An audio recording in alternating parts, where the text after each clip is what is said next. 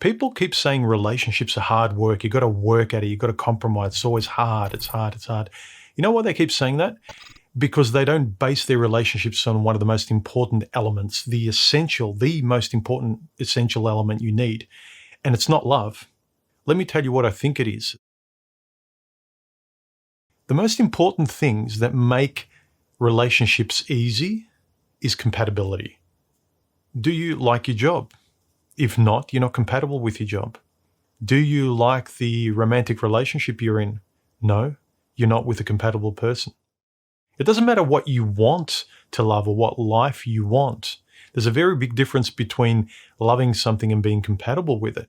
It's something very important to understand. Compatibility are two things being complementary with one another, being in harmony. It must be complementary. It must be harmonious. It must feel like a effortless home. And even some people's motivational styles, the way we motivate each other, we're motivating ourselves a lot of the time by gurus and their lives, and what motivates them isn't what motivates us. And we keep trying to go back to the well of kickstarting our lives and motivating ourselves in some other person's direction.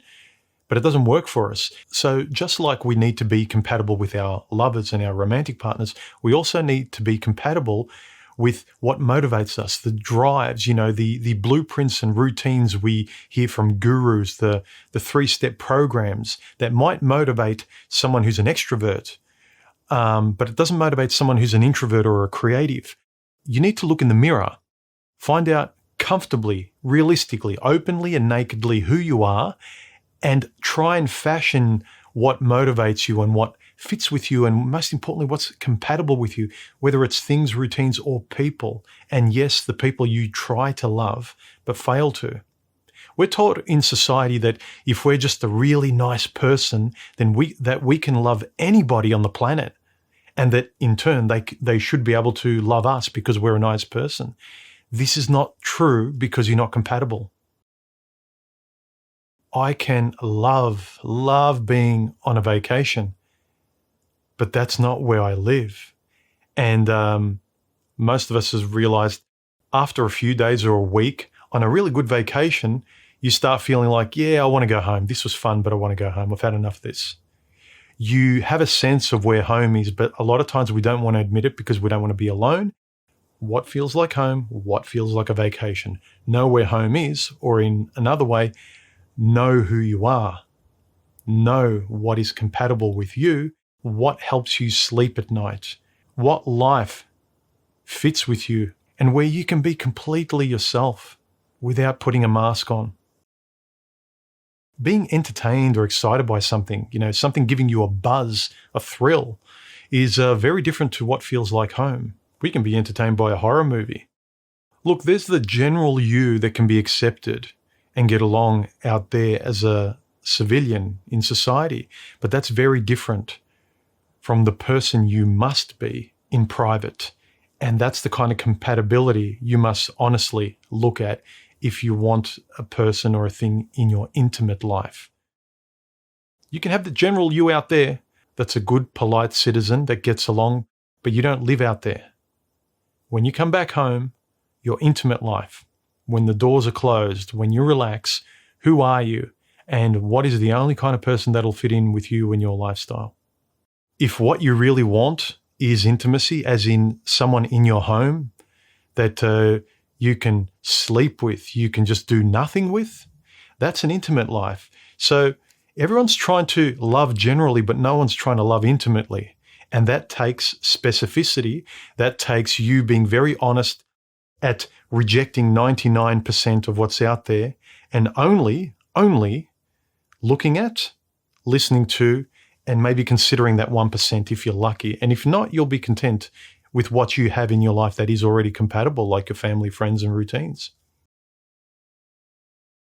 It's a simple analogy is like fitting into shoes. You may really, really desire a pair of shoes and they're one size too small or too big or whatever, but it's the only size the store has. And you really, really want the shoes, just like you really, really want a relationship. And you try the shoes on and they're uncomfortable and you're stressed and you're in pain, but you think, well, this cool pair of shoes is better than no pair of shoes at all. No, not at all. You are better off being barefoot and comfortable and free until you find the shoes that exactly fit you, until the store has your size exactly. And we all know this is true.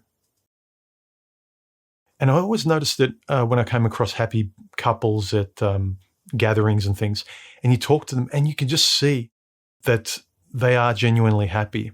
And when they talk, they confirm that. And they can actually tell you why they love each other, why they picked each other. They'll tell you all the people they met before they met them. And they can talk about how they're compatible, how they fit with each other, how they're best friends. And we love to think, oh, well, you're just lucky. But just talk to these people and you'll start to glean some answers in terms of what you may need to start to adopt in terms of your standards to get anything approaching them. Not a person like them maybe, but the standards by which you can get compatibility like they have. They'll tell you about the horror stories before they met their compatible partner, just like many of us talk about.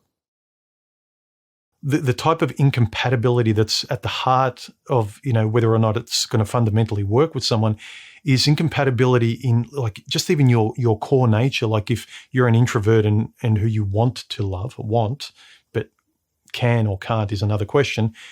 If you're an introvert, they're an extrovert, or you're conscientious and they're lazy. You're agreeable and they're disagreeable. There's a big difference between what you want and who you are. A lot of people just talk about what they desire without even looking at whether or not they're compatible with their desires. Most times what fits you is not flashy.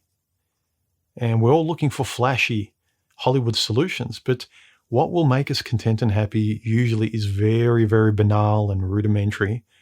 But do you want to wear a happy mask or do you want to be happy? Focusing on compatibility is the surest thing as far as I can tell. Please let me know in the comments if you think otherwise. And far be it from being such a simplistic solution, but it is practical. And you guys might think, well, compatibility, it's such a glib, general solution. But really, tell me otherwise in the comments section if you think there's something even more important than the basis of compatibility between two things or your lifestyle or what you want to do, how you want to live. At heart, I think we all know it's true. The meaningful, intimate relationships, and especially romantic ones, that when you're trying to find a person, compatibility is the most important key. You can want a lot, you can want to change yourself to accommodate these shiny objects and people you want to be with, but it's fruitless because you're trying to act to go on holiday. Eventually, you'll want to come home. And home is where you are and how you live and your values and how you're raised and where you feel most comfortable. Romantic love is not hard work, gentlemen, if you are foundationally, at your core, compatible with the other person or the thing in your life. It's very easy to love something compatible to you, isn't it? Admit it. Rather than chasing foreign things or people that don't seem boring because they're not familiar to your life, those are vacations. They're really not going to be a place to call home. Let me know your thoughts in the comments section, please. Like, subscribe, donate if you feel like it, and I'll catch you in the next video. And I'll catch you this weekend for another live stream discussing these topics of, is love luck? Is love work? I'll catch you then. Bye. 30 degrees and tropical storms.